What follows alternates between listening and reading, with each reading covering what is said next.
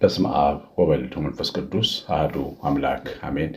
ሁሉን የሚችል ጌታ አምላክ እግዚአብሔር በሰላም በፊት ጠበቅከን። የአባቶቻችን የእኛም የልጆቻችን አምላክ የጌታችን የክርስቶስ አባት በጌታችን በኢየሱስ ክርስቶስ ስም ከመንፈስ ቅዱስ ጋር እናመሰግናለን። በሰላም በሕይወት በጤና የጠበቅከን ሁሉን የሚችለው ንጉሳችን ኢየሱስ ክርስቶስ ሆይ ምስጋና ይገባሃል። አቤቱ የሁሉ ሰላም፣ የቤት ሁሉ ሰላም፣ የኑሮ ሁሉ ሰላም አንተ ነህ። ቤተሰብን ባርክ። በዚህ ሳምንት የምንጸልየው በፊት ስለ ቤተሰብ ነው። በዓለም ዙሪያ ስላሉ ቤተሰቦች አንተን ስለሚሹ ስለሚፈልጉ እርዳን አግዘን ስለሚሉ ልጆቻቸውን ባርክ፣ ዘራቸውን ባርክ፣ ቤታቸውን በሰላም ምላ።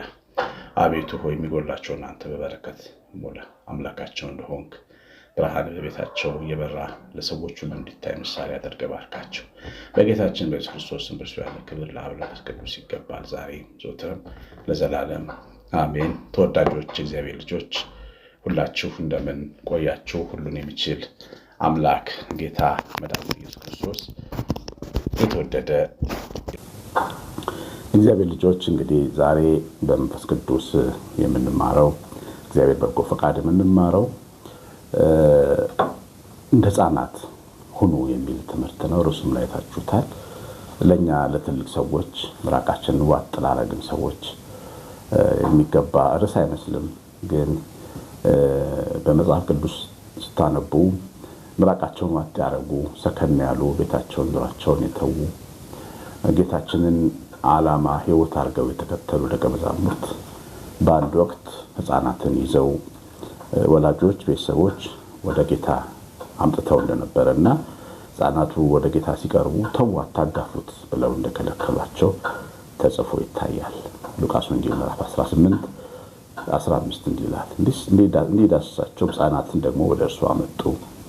ደቀ መዛሙርቱም አይሆንም ተው ብለው ገሰጿቸው። ኢየሱስ ግን ሕፃናትን ወደ እርሱ ጠርቶ ሕፃናት ወደ እኔ እንዲመጡ ተዋቸው፣ አትከልክሏቸው፣ እግዚአብሔርን መንግሥት እንደነዚህ ላሉት ናት። እውነት እላችኋለሁ እግዚአብሔርን መንግሥት እንደ ሕፃን የማይቀበላት ሁሉ አይወርሳትም አለ እና እነዚህ ትልልቆቹ ቅዱስ እንደተባለው በመንፈሳዊ ማዕረግ ሐዋርያት ከነበሩት መካከል ነው እንግዲህ ወደ ጌታ እንዳይቀርቡ የተከላከሉት ራቃቸውን ያወጡት። ስለዚህ አንዳንድ ጊዜ ቦታ ይቀያየራል። ትልቁ እንደ ሕፃን ይሆናል፣ ሕፃኑ እንደ ትልቅ ይሆናል። በእግዚአብሔር መንግሥት በጣም ትልቅ ሰዎች፣ የተማርን ሰዎች፣ በትልቅ ዩኒቨርሲቲዎች የገባን ሰዎች፣ በጣም ትልቅ ወረቀት ያለን ሰዎች፣ ትልቅ ታይትል ያለን ሰዎች ብዙ አለን። በሕይወት መግቦት በጣም በብዙ ገንዘብና በረከት ላይ የተቀመጥን ሰዎችም አለን። ብዙ ዝና ስም የተሸከምን ሰዎች አለን። እንደኔ ደግሞ ክህነቱን መለኮታዊውን ስልጣን የተሸከምን መንፈሳዊ አገልጋዮች አለን። በሁላችን ልክ ሁላችንም በትከሻችን ልክ ትልልቆች ነን። ግን በእግዚአብሔር ፊት ግን እንደ ሕፃን መሆን ያስፈልጋል። ቤተሰቦቼ ይህንን ጌታችን በተራራው ስብከቱ የመንፈስ ድህነት ይለዋል። በመንፈስ ድሆች የሆኑ ብፁዓን ናቸው እግዚአብሔርን ያዩታል ያለው ማለት ነው። እግዚአብሔርን ለማየት የአምላካችን ብርሃን በፊት ለፊታችን እንዲበራ ትፈልጋላችሁ አይደል? የእግዚአብሔር ፊቱ እንዲበራላችሁ፣ ያልገባችሁ ነገር እንዲገባችሁ፣ ስለሱ የፍቅሩ ብርሃን ውስጣችሁን እንዲሞላ ትፈልጋላችሁ አይደል? ቤተሰቦቼ ልጆቻችሁን እግዚአብሔር እንዲያገኛቸው እንዲባርካቸው በመለኮት ብርሃን ውስጣቸውን እንዲሞላ ትፈልጋላችሁ አይደል? ቤተሰቦቼ መንፈሰ ድሃ መሆን ወይም ደግሞ ሕፃን መሆን ያስፈልጋል። እንግዲህ የጌታ ትምህርት ይሄንን ነው። ከሰገነት ላይ መውረድ ያስፈልጋል። ከሾላው ዛፍ ላይ መውረድ ያስፈልጋል። ዘኬዎስ ወደ ሾላው ዛፍ ከወጣ በኋላ ጌታ ውረድ ነው ያለው። አንተ ትልቅ ከጌታ የምትበልጥ ትልቅ አትሆን፣ ውረድ፣ ከዛ እኔ ቤት እገባለሁ፣ ቤት እውላለሁ ነው ያለው። እገባለሁ ሳይሆን ቤት እውላለሁ፣ ቀኑን ሙሉ ከአንተ ቤት እውላለሁ። መውረድ ነበረበት። ሕፃን መሆን አለብን ማለት ነው። ሾላችን ላይ ክብራችን፣ ሾላችን የምንለው እኛ እውቀታችን፣ ትምህርታችን፣ በማህበረሰቡ ያለን ከበሬታችን፣ ኢጓችን እሱ ትልቁ ነገር ይመስለናል በስጋ ግን በደንብ መውረድ ግን አለብን። ይህ የመንፈሳዊ ያለ ማሰራት ይገርማችኋል ቤተሰቦች። በጣም ዝቅ ያሉት ቦታ ነው ብርሃኑ የሚገኘው። ተመልከቱ፣ ከኢየሩሳሌም ሰገነቶች ይልቅ የተወለደው ሕፃን የተገኘው በከብቶች ማደሪያ ውስጥ ነው። ይህም ሰምታችሁ አሁን ማን ነው ከፍ ከፍ ማድረግ ራሱን የሚያስበው? በጣም ትልልቆቹ ውድ የልዑላን ቤተ መንግስቶችና አልጋዎች እያሉ ሳር ላይ የተኛ እግዚአብሔር ልጅ በስጋ ተወልዶ እና ትልልቆቹ ባለጸጎች የተመሰገኑ ሀብታሞች ቀራጮች ባሉበት ፈሪሳውያን ባሉበት ሀገር ጌታ በድሆቹ በነ ማርታና በነ አልዓዛር ቤት ነው የተስተናገደው የገባው። ያደገው በድንግሊቷ በድሃይቱና በጸራቢው በዮሴፍ ቤት ነው። ስለዚህ ዝቅ ያሉ ሰዎች ጋር የሚገኝ አምላክ ነው ያለን። ይህ በጣም አስገራሚ ነገር ነው። ይህ አስገራሚ እውነት ከራሳችን ትልቅነት ጋር እንድንፋታ አስገድደናል። በጣም ትልልቅ ሰዎች ነን። ትልቅነታችን ይገዳደረናል። በእግዚአብሔር ቤት ገብተን ለመንበርከክ እንቅፋት የሚሆንብን ትልቅነታችን ነው። ሰው ምን ይለኛል እንላለን። እልል ለማለት በጉባኤ መካከል እንቅፋት የሚሆንብን እልል ማለት አለመቻላችን አይደለም፣ ትልቅነታችን፣ ትልቅ ሰው መሆናችን። ዙሪያችን ያሉ ሰዎችን እንመለከታለን። አንዳንድ ሰዎች እልል ስትሉ እንኳን ያፍሩላችኋል። እናንተ ወንዶች እልል ስንል አንዳንድ ወጣት ሴቶች ገልመጥ አድርገው ያውናል ቤተክርስቲያን። እልል ማለታችን እንደሜልኮል ያሳፍራቸዋል። ለምን መሰላችሁ? ትልቅነት ነው የሚቃወመን፣ ለእግዚአብሔር እንዳንገዛ የሚዋጋን ትልቅነት። ቤተ መቅደስ ሄደን በጣም ትልልቅ ሰዎች ፊት ለፊት ካልተቀመጠን ይከፋናል። ያልተከበርን ነው የሚመስለን። እነሱ ሰው ያከብሩ ለሰው ቦታ ያላቸው እንላለን። ቦታ ግን እኮ አለ። ምን አለ እንደ በመንፈሱ ድሃ እንደሆነው እንደ እግዚአብሔር ሕፃን በእግዚአብሔር ድሃ ከኋላ ብንቀመጥ ምን ችግር አለ? ፊቱን ካበራልን እሱን ካየ ነው ቄሱ አጠገብ ብንቀመጥ ችግር አለው? ባለጠጎች ችግር አለው? ትልልቆች የተማርን ሊቃውንት የምንባለው ቤተክርስቲያን ውስጥ ያለነው ሰዎች መቋሚያ ባይሰጠን ምን ችግር አለ? እግዚአብሔር ፊት መቆም እስከቻለን ድረስ ምንድነው እሱ ችግሩ? በር ባይከፈትልን ምን ችግር አለ? መድረክ ላይ ባንገኝ ምን ችግር አለ? ይኸውላችሁ ጌታም እንደ ሕፃናት ስትሆኑ ነው መንግስቴ ጋር ሐሳብ ጋር የምትደርሱት ነው ያለን። እንደ ሕፃን ለምሳሌ ዕለት ጌታ እንዲያስተምረን እንፈልጋለን። እኔ በበኩሌ እፈልጋለሁ በየቀኑ እንዲያስተምር፣ እንኳን በጤነኛው እንኳን በሰባኪው እንኳን በዘማሪ በእብድ እንዲያስተምር እንፈልጋለን። እናንተም መቼም ከኔ የተሻለ ትፈልጋላችሁ ያስባል። ግን ከእግዚአብሔር ለመማር የሚፈልግ ሰው ሕፃን መሆን ግን አለበት። ሰው ሕፃን ካልሆነ ሊማር አይችልም። በጣም በንጽህናና በቅንነት የሚማሩ ሕፃናት ናቸው። ቶሎ ይገባቸዋል። ለምን? ሕፃናት ስለሆኑ ማለት። ትልልቅ ሰዎችን ግን ላስተምር ብትሏቸው አውቃለሁ ስለሚሉ አይገባቸው፣ ፍላጎት የላቸው። በቤተክርስቲያን አገልግሎቴ ውስጥ ትልልቅ ሽማግሌ ሰዎችን እና ሕፃናቶችን ሰንበት ተማሪዎችን አስተምራለሁ። ትልቅ ፍሬና ለውጥ የሚታይ ብዙ ጊዜ በሕፃናቶቹ ላይ ነው። ለምን መሰላችሁ? ሕፃናቶቹ ሕፃናት ናቸው፣ ትልልቆቹ ሕፃናት አይደለም። ጌታ ግን ሕፃናት ሁኑ ነው የሚለው። ከጌታም ለመማር አላውቅም ማለት ይፈልጋል።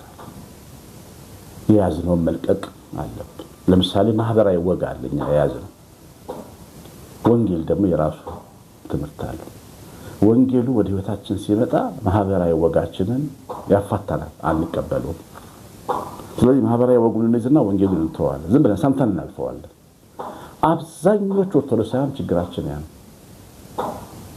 ያደግንበትን ባህላዊውን ሜዳ ላይ የሰማነውን ትምህርት ነው የምንወደው። ወንጌሉ ላይ ያለው መጽሐፉ ቤተክርስቲያን ውስጥ ያለው ሚስጥራቱን ትምህርቶቹን ግን አንቀበልም። ስለዚህ እኮ ነው የማንቆርበው። ስለ ቁርባን ስላልተማርን አይደለም፣ መስማት ስለማንፈልግ ነው። እኛ የያዝነውን በየሰፈሩ የሰማነውን ዕውቀትና ወግ ይዘን ነው መቀጠል የምንፈልገው።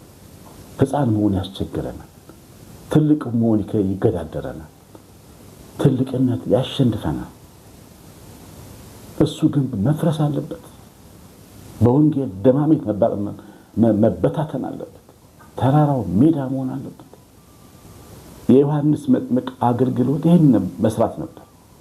የክብር ጌታ ኢየሱስ ክርስቶስ ሊመጣ ስለሆነ ተራራው ዝቅ ይበል ነው። ይሄ እንደ አይሁድ ወገኛ ህዝብ የለም። ሃይማኖታዊ ወግ አላቸው። ጌታ እንዳይቀበሉ እንቅፋት የሆነባቸው እኮ እሱ ነው። መጽሐፍትን ትንቢትን ማንበባቸው ነው። መዝሙራትን በፊደል ማጥናታቸው ነው። ኦሪትን በፊደል ማወቃቸው ነው። እንዴት ብለው ሕፃን ይሆኑ? ምንም አያውቁም የተባሉት አሳስጋሪዎች፣ ቀራጮች፣ አመንዝሮች ወንጌል ገባቸው። ምክንያቱም ሕፃናት ነበሩ። ለጌታ ቃል አላቅም ብለው ነው የሰሙት። አልተማርኩም ብለው ነው። ገና ይቀረኛል ብለው ነው። ድሃ ምስኪን ነኝ ራቁቴን ነኝ ብለው ነው የመጡት ወደ ጌታ። እነዛ ግን ባለጸጋ ነኝ አሉ፣ እናውቃለን አሉ። ትልቅ ሰው ሆኑ በጌታ። ልንገራችሁ፣ በጌታ ፊት ራስን ትልቅ ሰው አድርጎ እንደማቆም አይነት ጉስቁልና የለም የለም። በጣም ያዘንኩ ነው የምነግራችሁ። የለም እንደዚህ ከባዱ ጉስቁልና እሱ። ጌታ ያስተምረው ዘንድ የሚወደው ሰው አውቃለሁ። ይህን ጥቅስልኝ ነው። ይህን ጥቅስማ አውቀዋለሁ ካንተ ተሻለ ካለ አለቀ። ዮሐንስ ራዕይ ምዕራፍ 3 ቁጥር 15 ላይ ለሎዶቅያ ቤተክርስቲያን የጻፈውን መልእክት አነባለሁ። በሎዶቅያ ወዳለ ወደ ቤተክርስቲያን መልአክ እንዲህ ብለህ ጻፍ። አሜን የሆነው የታመነው እውነተኛው ምስክር በእግዚአብሔር ፍጥረት መጀመሪያ የነበረው እንዲህ ይላል። በራድ ወይም ትኩስ እንዳይደለ ስራህን አውቃለሁ። በራድ ወይም ትኩስ ብትሆን መልካም በሆነ ነበር። እንዲሁ ለብ ስላልክ በራድ ወይም ትኩስ ስላልሆን ካፌ ልተፋህ ነው። ሀብታም ነኝና ባለጠጋ ሆኛለሁ፣ አንድም እንኳ አያስፈልገኝም የምትል ስለሆንክ፣ ጎስቋላና ምስኪንም ድሃም እውርም የተራቆትክም መሆንን ስለማታውቅ ባለጠጋ እንድትሆን በእሳት የነጠረውን ወግ ተጎናጽፈ የራቆትነትን አፍረት እንድትሸፍን ነጭ ልብስንም እንድታይ አይኖችን የምትኳለውን ኩል ከኔ ተገዛ ዘንድ እመክርሃለሁ። ምክር ነው፣ ማስገደድ የለም። እግዚአብሔር በፈቃዳችን ውስጥ አይገባም። እና ትልቅ ነኝ እኔ ባለጸጋ ነኝ አውቃለሁ።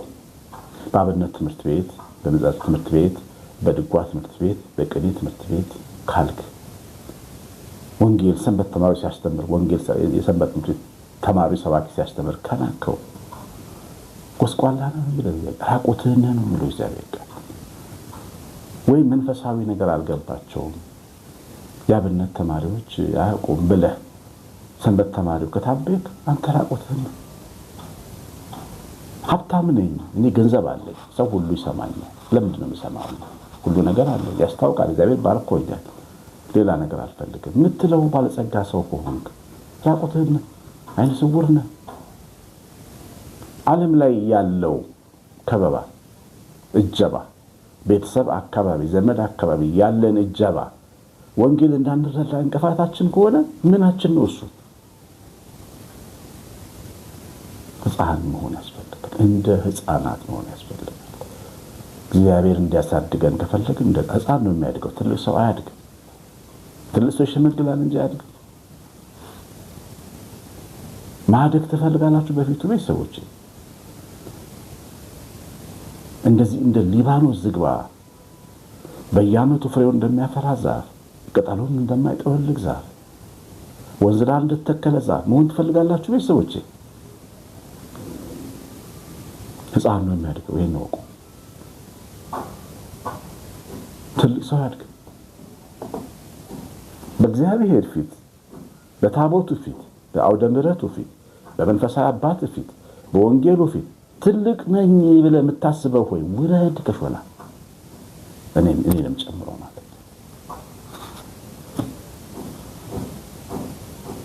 አንድ ጊዜ ክፍለ ሀገር ጅማ አካባቢ ሄደን ገጠር ውስጥ ቆመን አቡነ መርዓ ክርስቶስ ሊቀ ጳጳስ ነበሩ አብረው በሕይወት አሁን በስጋ የሉም። አቡነ እስጢፋኖስ፣ አቡነ ጢሞቴዎስ፣ አቡነ ኤፍሬም ነበሩ። ሶስቱም አብረው የሉም። አቡነ እስጢፋኖስ ብቻ ናቸው በሕይወት ያሉት። ገጠር ውስጥ ገባ። እንቁም ተባለ። ትንሽ እንናፈስ። ወደ ገዳም እየሄድን ነው። አቡነ ሀራ የሚባል ገዳም አለና ወደዛ እየሄድን ነውና ልክ እንደገባን አንድ ቤተክርስቲያን ነበረ። እዛ ስንገባ ወጣት ሰንበት ተማሪዎች ልጅ ተሰብስበው ትምህርት ይሰጣሉ። በጣም ትንሽ ልጆች ናቸው ገጠር ውስጥ እና ተማሪዎቻቸውም አፈር የለበሱ ጫማ ያላረጉ የቀይ አፈር ነው አፈሩና ነጠላቸው ቀይ ሆነ በቀይ አፈር የተነከረ ነጠላ የለበሱ ልጆች ነበሩ እና ልጁ ያስተምራል ትንሽ ነው ጻልስ ነው ሳቸው እኛ ስንገባ ተደረባበሩት ቀጥሎ አስተምሩ አሏቸው ጳጳሱ ልጁ ምንም በኮንፊደንስ ማስተማር ጀመረ እና የተናገረውን ቃል እስካሁን በልብ ያለሰው ያ ልጅ ትንሽ ልጅ ነው ትንሽ እኔ በአገልግሎቴ ተስፋ የሚባል ሰንበት ቤት አለ ወልቂጤ ህፃናቶች ሰንበት ቤት ነው ተስፋ እምነት ተስፋ ፍቅር የሚባል ግቡ ተስፋው ትንሾች ናቸው በትንሾች ደረጃ ያለ ልጅ ነው የተናገረው ቃል ግን እስካሁን በልቤ ውስጥ አለ ህፃን ልጅ ነው ብዬ ንቄ ባልሰማውስ ልቤ ውስጥ አይገባም ይዛ ልጅ ቃል ሰው ልብ ካለው ለዚህ ይማራል አያችሁ ህፃን መሆን ያስፈልጋል ህፃን መሆን በእናቶች መማር ከልጆች መማር ቤተክርስቲያን ስትሄዱ ከሰባኪዎች አትማሩ እንደ ህፃን ልጅ ከህፃናት ተማሩ አንዳንድ አይኖቻችሁ ህፃናትን የሚመለከቱ ያላቸው ነፃነት በእግዚአብሔር ቤት እኛ ሲቀጥ ብለን የምንቀመጠው እነሱ ግን ያቤት ቤታቸው እንደሆነ ነው የሚሰማቸው ይዘላሉ አውደ ምሕረቱ ላይ ምናምን ደስ ካላቸው ካልከለከላቸው ወደ ሁሉ ሊገቡ ይችላሉ ቤታቸው እንደሆነ ይሰማቸዋል ይሄ አስተምሮት ታዲያ የአባታቸው ቤት ከኛ ይልቅ እነሱ አልገባቸው የእናታቸው ቤት እንደሆነ አልገባቸውም ገብቷቸዋል ይሄ መማር አለበት የእናቶችን እምነት እንደ ህፃን መማር ሺህ ጊዜ ዕውቀት ይኖር ሺህ ጊዜ በቴዎሎጂ አመክንዮ ተንታኝ ብትሆን እምነትን ግን አይበልጥም ያ ነገር ትናንትና ሰፈሬ ለዋርሴማ ነው ሰፈሬ ናዛ ጠዋት ሄደን ቅዳሴ በጣም ብዙ ህዝብ መጣ ወደ ምሕረት አገልግሎት ነውና ሰው እየመጣ የሚደረግለት ነገር ይናገራል ብዙዎቹ የሚናገሩት እናቶች ናቸው የሚደረግላቸው እነሱ ናቸው አሁን በስነ መለኮት አመክንዮ ብናየው ብዙ አስተያየት ተሰጥቶበታል እነሱ ጉዳይ ግን እነሱ ግን በእምነት ከካንሰር ሲፈወሱ ጡታቸው የታነባቸው ሲድኑ የተሰበረ እግራቸው ሲስተካከል ቤታቸው ሊፈርስ ተወስኖ እንደገና አይፈርስ ተብሎ ሲወሰንላቸው እሱ እምነት እንደ ልጅ ካላየው በስተቀር አትማርበት ሰባኪው አስተምረዋል አውደ ምሕረት ላይ እኔ ግን በደንብ የተማርኩት ከእናቶች እምነት ተመረጠ ነበር ቤተክርስቲያን እና እግዚአብሔር እንደ ህፃን መሆን ስንችል መማር እንችላለን እንደ ህፃን መሆን ስንችል ማደግ እንችላለን እንዳትረሱ የሰማነው በልቦናችን ጻፈልን ኮሜንት አድርጉም እንደተባላችሁ እግዚአብሔር ቸርነት ይናቃችን የእመቤታችን በረከት ጥበቃ አብሮ ይሁን በጎነቱ ሁላችሁን ይባርክ ለዛችንና ያደረጉትን አስተዋጽኦ እግዚአብሔር ይቀበል ቤታችሁን ኑራችሁን በበረከት ይሙላላችሁ ቀሲስ አሸናፊ ገብረማርያም ሰላም